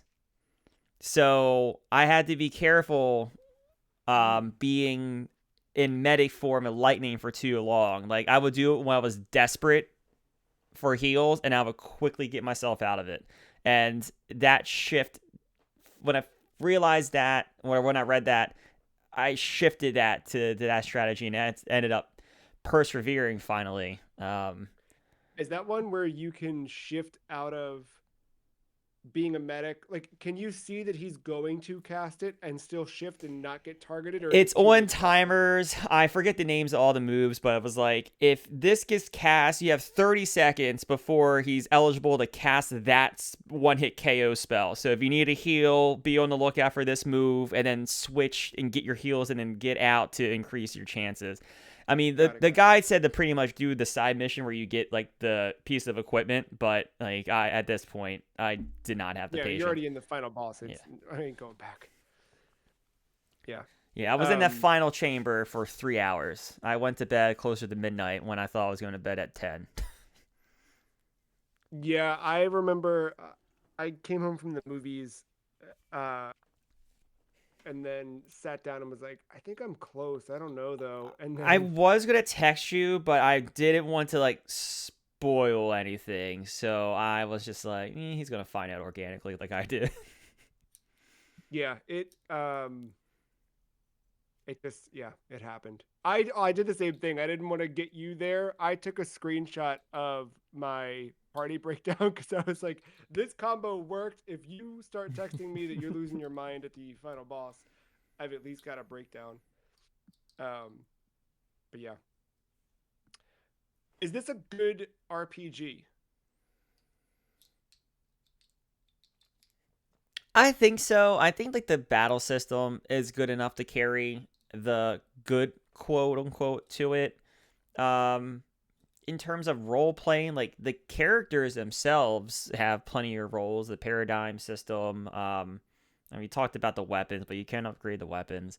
Um, but like I don't know. When I think of like RPG, I usually think of like this and a grand story and open world and all this stuff. And like those ands, you're probably not getting to the same extent that you may be thinking, being told, "Hey, this is a Final Fantasy JRPG. Go play it." Yeah. Is this a good Final Fantasy game? It's a weird one. I, It's a weird one. Again, it's like weird in a good way. Like I don't hate that I played it, but like Final Fantasy VIII was also really weird with how they did the magic in that game and the leveling system and all that. But like I thought like, in this game I'm like on the weird stuff in this game. In 8 I was like the weird stuff's kind of cool that just went for it. Um yeah, yeah. this with the hallway thing, it felt like more safe in a way. Um and they were just trying to play to the battle system, it felt like a little bit. Again, not to say there's a bad Final Fantasy. It's just going to be in that category of like weird ones. Did you like Final Fantasy 13? For the most part, yes. Yeah. Is it the perfect game? No. It definitely has its problems, but I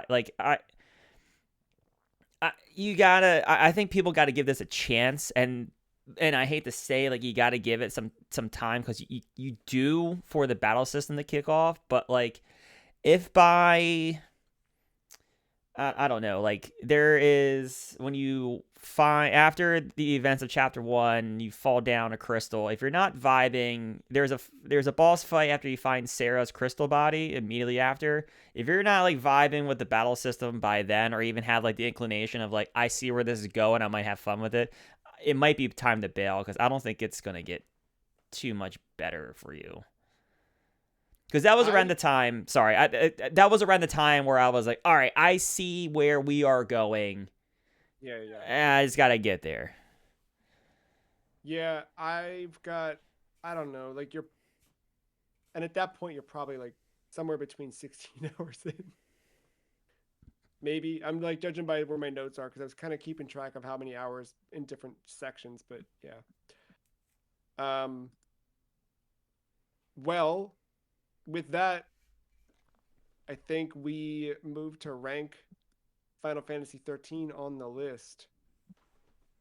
If you're watching the video episode, we've got that up on the screen now. If you're listening at home, thefreecheese.com/the list is where you can view all currently 182 games that we've ranked on the list.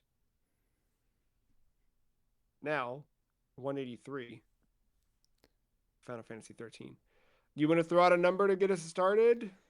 Yeah. Like I said, I before I throw the number reason first, I think this is a good game. It's definitely far from perfect, but it doesn't mean it's not like playable or worth playing. So I might have it a touch low, but I ended up putting it at number 51 between Resident Evil Code Veronica X and Yearwalk. All right. I went a little bit higher. I like this game a lot. Having played it, I really like the characters, and I like the combat, and I like the setting, and I like kind of being in the world, and it makes me want to see more of the world. It makes me want to see more of Fabula Nova Crystallis. And I just sort of like stepped back and I was like, I did really like my time with it. It took me 2 years, but I liked playing this. I liked, again, the combat's really fun once it gets going and trying the combinations of characters and party layouts. I think we've talked through some of the stuff I didn't like a lot. Some of the story still like, I like what I like of it, but I also don't. I've not been able to, in the outline preparation in this discussion, in any of this, have I been able to summarize the story or any of that stuff. So it definitely has its faults there. The weapon upgrades, just total thumbs down. Snow, complete thumbs down. But I lost my mouse.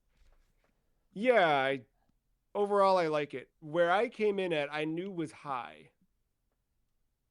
My gut ranking was very high. My gut ranking was above Street Fighter 6, which would have made it number 14. Whoa, okay, all right. Once I kind of looked at the list, I was like, that's too high, you idiot. I landed on 21, which is still too high, but I'm above Resident Evil Requiem and below Portal 2. Funny that we both go above a Resident Evil game. Well, I think it's inevitable now when half our list is Resident Evil games. Yeah, exactly. You're always going to be one away. I knew Portal 2 is better than this. But as I started to come down from the obvious like height too high of Street Fighter 6, I was like, well,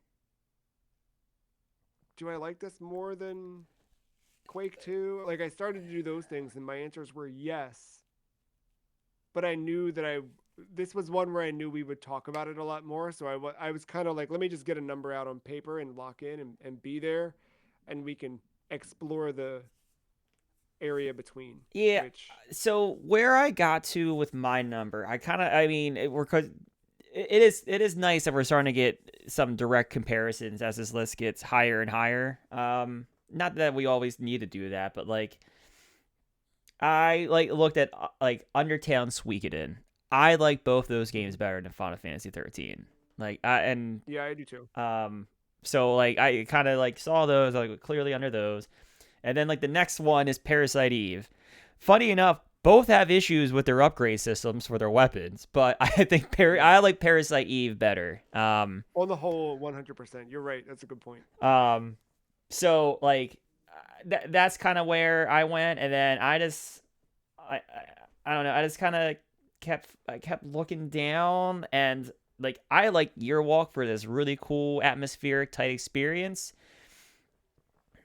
Final Fantasy 15 is this cool 50-hour experience, but definitely has some dips and valleys, and I just kind of ended up landing there because Resident Evil has its frustrations and whatever. That's kind of where I landed below Yearwalk, more so than above Resident Evil. I like it, and as I'm looking at this, I don't have any other I don't have any strong justification to move it any higher than it is. So, I mean, I don't mind coming up, but I think you're gonna have to really twist my arm and convince me past 42, which is No, no, Parasite no. Eve. And I don't. I definitely wouldn't go past Parasite Eve. That's a good point. No, I'm with it. Let's do it. Let's the new 51. All right, that was easier than I thought it was gonna be. I was scared I was coming in too low. No, because when you look at it like that, I think that makes a lot of sense. Um, yeah. Congratulations, 51. Final Fantasy 13. Um, I have a couple closing questions that aren't necessarily, related to ranking it, but just sort of Yeah. closing out. Where does this rank as a Final Fantasy for you? Again, it's a weird one. I think sadly it's probably on the lower end, and I'm struggling to think of a Final Fantasy I don't like. I like that I don't like better than this. Or sorry, the other way around. Yeah, yeah, that you like less than this. Yeah. Cause I played what 6, 7's in a weird spot, but like 8. I like 8 better. I like 10 better. Like this might be better than 15 for me. I think 15 is still I think my bottom of the list. Again, good game. I think it's very messy. Another story. What a mess. Yeah, um I think like with 15 the characters are stronger, but it actually yeah, suffers from the open world, and it's like yeah, it's like it has an open world. It has like it's not a hallway, but it feels like empty, and there's like no focus or anything to it. So I think 13 is the tighter game. I still 15 is probably at the bottom of my list, with 13 being after it, but I don't think it's better than any others I've played so far. yeah. I sat down thinking about it, and I started looking at just the main box art for the core series, and like I was like, I kept putting different games above it. I even put 15 above it. Like I think I really like 15 a lot. Um, I want to go back to 15 and replay it, but it's just there's too many Final Fantasies to play. Speaking of which, do you have any interest in playing the sequels to 13? I do actually. For the first time, I pulled up probably a good realistic look at the 13-2 trailer, like after credits rolled, and I had like a moment Yeah, to yeah. digest that. I just beat another Final Fantasy 50-hour RPG. I looked it up. The only thing was like that battle system UI looked exactly the same. I was like, I'm not ready to auto battle again for like 30 hours. Yeah. I, I I think it changes enough because I think there's enough complaints about people changing the battle system that was really good, but Yeah, like that's fine if it's there, but I also saw some QTE stuff in the battle system now, and I'm like, you know what? Let me, I'll yeah. I'll come back around because I And this think I'm one you more I think I'm more interested in Lightning Returns from what I've heard of it. Again, I have not seen much of that game at all. So like it yeah. feels like 13-2 would be the necessary evil to get the Lightning Returns. Uh, did you catch the story for 13-2 at all, or any of the kind of what the setup is there? Yeah, I mean, yeah, I watched like the story trailer for it. Yeah, Yeah, like it's like a different timeline or something, or yeah, like yeah. so then 13-3, from my understanding, is sort of like, okay, well now let's fix the timeline before it's too late. So 13-2, you're primarily playing as Sarah. hmm You've got Hope in the party, and then Snow's around. Lightning's not in the game really, I don't think. Yeah, I know she's not playable. I know it's like she's in the background of the story, but not Yeah. playable. And then 13-3, it is just Lightning. There's no other party members, at least not what I played of Yeah, it. is that more like an action RPG? Kind of.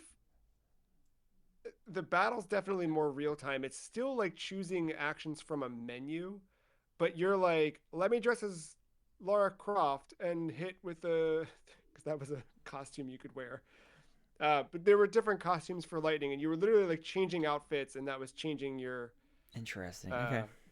combat. And but you would then like choose attacks within that too. So it was a little bit more action focused, but yeah, it was the time mechanics. It was one of those games, just like Majora's Mask, where I felt like I couldn't not play with a guide, but then you're just reading a guide and doing what it says, and you lose all the meaning of actually playing. So Yeah, I I knew it need to had. revisit that I game knew it myself. had that mechanic, but like I mean, I kind of knew I kind of knew from the community thus far, but I feel like I got double down on it when I started to unlock like the Final Fantasy 13 community to like Yeah, start yeah, looking up weird stuff. Um, I always like had heard that like don't you're not up against the clock in that game, despite what it seems. You have yeah, yeah, more yeah, than ample time to do what you need to do. yeah. I think so. Um, which character do you hope to see less of in the sequels? I don't want to give the obvious. I was trying to be clever, but it's like Snow. Yes, He Snow's was the correct just answer. like on besides Troy Baker, He was, he was yeah, bored. Like he just punched people. that's it. He was just like Like a at least Vanille had this flat. cool antler fishing rod thing. Yeah, like, and there's a bit of a story. Like, Vanille had like a sense of lost innocence, I guess, or something, and Yeah, the way her and Fang with the Ragnarok stuff was really cool. And then like, yeah, Snow was just like every 19-year-old dude that I knew, just angry and agitated, and yeah, just boring, flat. But guess we're all meant to see our. You hate what you hate in what is it? You hate in others what you recognize in yourself the most. So maybe I am Snow. Maybe that's the. I was like, you're Snow. I don't know. Two more questions for you. Looking back through the games in the series that you have played, what elements have you seen Square Enix bring to future titles that were good, and what do you like from Final Fantasy 13 that you'd like to see brought into a future title? Hmm. I I see where they like start to shift to action RPG here. Cause you're not Yeah, this is not an action RPG game, but like it is singular party member control. 15 makes the jump to it, but is actually RPG. Final Fantasy VII pretty much converts to this in a party mode, and then 16 is legit. Like it is the proper action RPG Final Fantasy. So I can see the blueprint starting there, and you probably say that blueprint going back to 12 because 12 is a real time like battle system, but it's very much like the if you've ever seen like a old school BioWare like Knights of the Old Republic style, it's like that. yeah, Um, so yeah, I think that's kind of you start to see that blueprint there, probably more so in 12, but again in 13. A system from 13 that I would like to see. I mean, I do like the paradigm system. I mean, we have seen that before, though. Like I said, 10.2 had the dress system. You just mentioned 13.3 has a job yeah, system like that, yeah. like like a dress system or costume system. Um, yeah, like but we haven't had like a full on job system in a Final Fantasy for a while.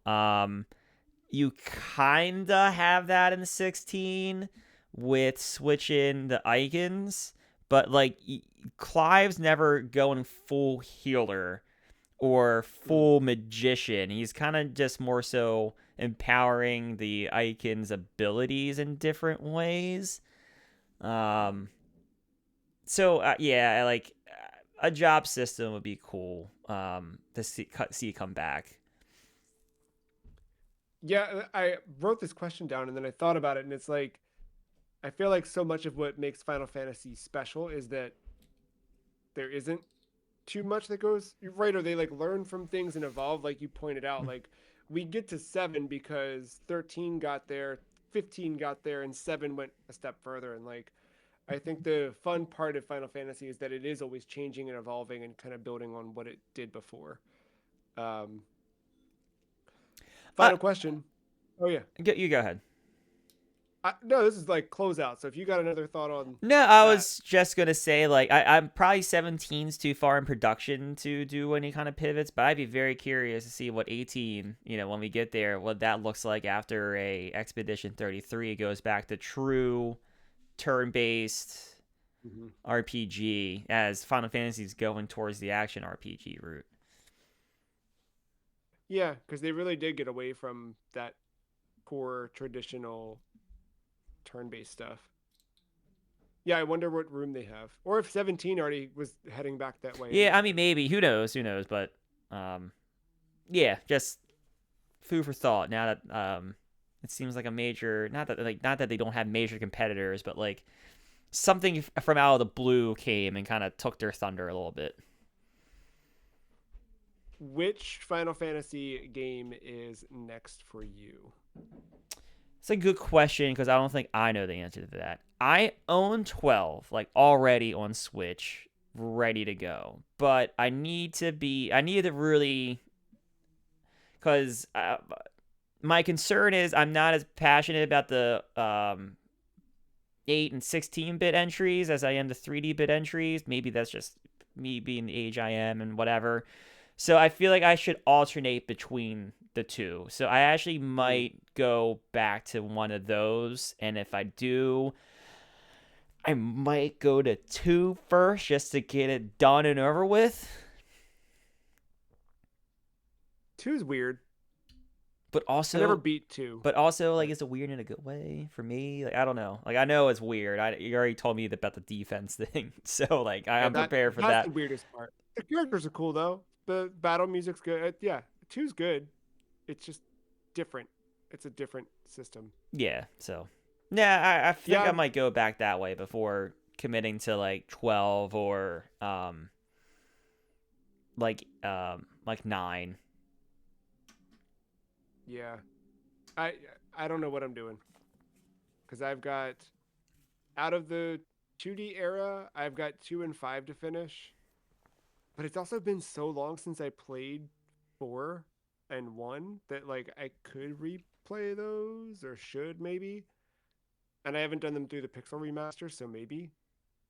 Um, but then I've got 8, 9, and 10 all untouched. And I've been spending a ton of time on Vita to the point where I'm like, should I just pick up 10 for the Vita because I hear it's like an excellent port and really just like get lost in that there. Because I can also transfer and jump into the PSTV and play it on, I can do the whole thing thanks to the power of PlayStation Plus.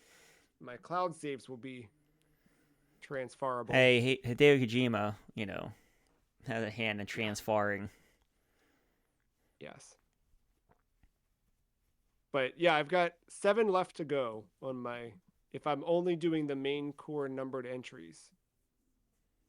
I got 2, 5, 8, 9, 10, 12, 16. But then, like, I also kind of want to do the 3 remake on DS/PSP. I kind of want to do uh 13 sequels. I Tactics? kind of want to. Which one? Tactics? I definitely want to do tactics too. Like, yeah, I'm. There's a lot, man. There's too many Final Fantasies. I don't know. 10 has been honestly the one that's pulling me the most right now. Like when I sit and I'm just like, what's that? Like 10's where my gut is. Breaking kayfabe, I got something fun for you Friday. I was planning on playing that deck. So you might see some Oh, card art that might encourage it. push. Yeah, all right, Yeah. very, very nice. Yeah, I don't. I've already been kind of hinting or like leaning in that direction, and then yeah, with me being like playing on Vita a lot and seeing how good 10 looks on there, I'm like that might be the move. So we'll see. That's it. Any final closing thoughts? Anything we didn't cover on Final Fantasy 13? Uh, no. I just like again closing thoughts. Just like yes, you are running down a hallway, but I think there's more to it, and we discussed this at length. But I think there's more to it that's worth seeing than being told this is that type of game. Yeah, and I think everybody should make up their own opinion on everything. You should always do that. But I think um, I'm happy having played 13, even if it wasn't the best and whatever. Like No, I think I have everybody no should. regrets playing it, or no like, man, I wasted my time. None of that. Yeah, no, no, no. I don't think you can get that in a Final Fantasy game. I'd be really surprised if one were that bad. One of the core numbered series. But yeah, who knows? Well, next week we are returning to the PlayStation 2 for Sly Cooper and the Thievius Raccoonus. And then after that, we'll head over to the Dreamcast to check out Machina X. Come back and hang out with us for all those. Go to thefreecheese.com for everything we've got and have done and will have moving forward. Until then, thank you, Matt. Thank you out there for hanging out with us. We'll see you next week. Bye.